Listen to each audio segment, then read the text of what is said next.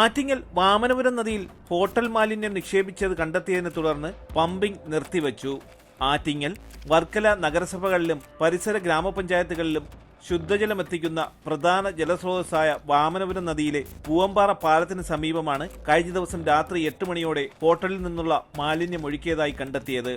ഇത് ശ്രദ്ധയിൽപ്പെട്ട ഉടൻ തന്നെ വാട്ടർ അതോറിറ്റി ജീവനക്കാർ സ്ഥലത്തെത്തി 5 റാ water pump ഹൗസുകളിലേക്കുള്ള pumping നിർത്തിവെപ്പിച്ചു.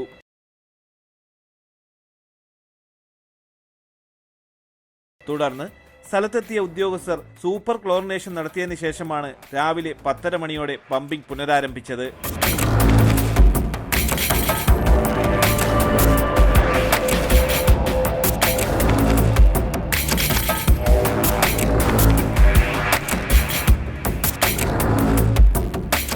Attingal police, water authority ഉദ്യോഗസ്ഥർ എന്നിവർ സ്ഥലത്തെത്തി മേൽ നടപടികൾ സ്വീകരിക്കുകയും നദിയിൽ മാലിന്യം നിക്ഷേപിച്ചവർക്കെതിരെ കർശന നിയമ നടപടികൾ സ്വീകരിക്കുമെന്നും അറിയിച്ചു.